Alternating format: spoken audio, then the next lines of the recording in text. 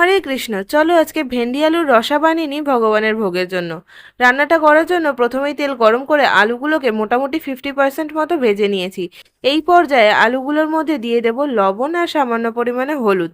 লবণ আর হলুদ দিয়ে ভালো করে নেড়েচেড়ে মিক্স করে আলুগুলোকে আরেকটু লাল লাল করে পুরোপুরি সেদ্ধ হওয়া পর্যন্ত ভেজে নেব। এতটুকু ভাজতে হবে যাতে ভেঙে না যায় অথচ সিদ্ধ হয়ে যায়। এদিকে ভেন্ডি আর একটু গোটা গোটা করে টমেটো কেটে নিয়েছি। টমেটোগুলো কিন্তু রান্না হওয়ার পরও এরকমই থাকবে। রান্না প্রসাদ পাওয়ার সময় ভাতে মেখে খেতে জাস্ট অসাধারণ লাগবে। এরপর সেই কড়াইতে আরেকটু তেল দিয়ে একটু জিরে আর শুকনো লঙ্কা দিয়ে ভেন্ডিগুলোকে প্রথমে ঢেলে দিলাম। ভেন্ডিগুলো সবগুলো দেওয়ার পর নেড়েচেড়ে সুন্দরভাবে ভেন্ডিগুলোকে মোটামুটি ভেজে নিতে হবে। ভেন্ডি যেহেতু নরম জিনিস, খুব একটা সময় লাগবে না। মোটামুটি 5 মিনিট ভাজলেই দেখবা ভেন্ডিগুলোর কালার চেঞ্জ হয়ে গেছে, গাটা একটু ভাজা হতে শুরু করেছে আর ভেন্ডিগুলো নরম হয়ে গেছে। এই পর্যায়ে দিয়ে দিতে হবে টমেটো।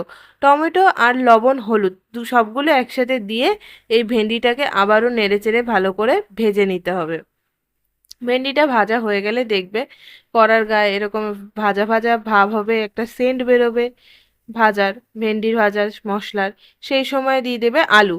আলু, ভেন্ডি, টমেটো সবগুলো একসাথে আবার ভালো করে নেড়েচেড়ে অল্প একটু পরিমাণে প্রথমে জল দেবে, 2 কাপ মতো। সবজি আন্দাজে তোমরা অল্প করে জল দেবে।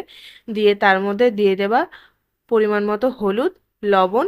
তোমরা যদি চাও একটু লঙ্কার গুঁড়ো ইউজ করতে সেটাও করতে পারো। আর দিয়ে দেবে একটু জিরের গুঁড়ো। আমি এই পর্যায়ে লঙ্কার গুঁড়ো দিইনি, লাস্টের দিকে দিয়েছি কারণ ভাবছিলাম দেবো না, পরে আরেকটু দিলাম রঙটা সুন্দর হওয়ার জন্য। তোমরা তোমাদের মন মতো যতটুকু রস রাখতে চাও ততটুকুনি জল ইউজ করতে পারো। এরপর ভালো করে সিদ্ধ হয়ে গেলে আমাদের সবজিটা রেডি। গরম গরম সবজি নামিয়ে নিয়েছি। দেখো কত সুন্দর হয়েছে। একটু আলু স্ম্যাশ করে রেখেছিলাম। আলু স্ম্যাশটা দিলে তরকারিটা ঘন ভাবটা একটু বজায় থাকবে, পাতলা বেশি দেখা যাবে না। তরকারিটা এবার গ্যাস অফ করে দিয়েছি। আমাদের তরকারি রেডি, ভেন্ডি আলু সব সিদ্ধ হয়ে গেছে, ভগবানকে ভোগ দেওয়ার জন্য একবারে প্রস্তুত। হরি বল।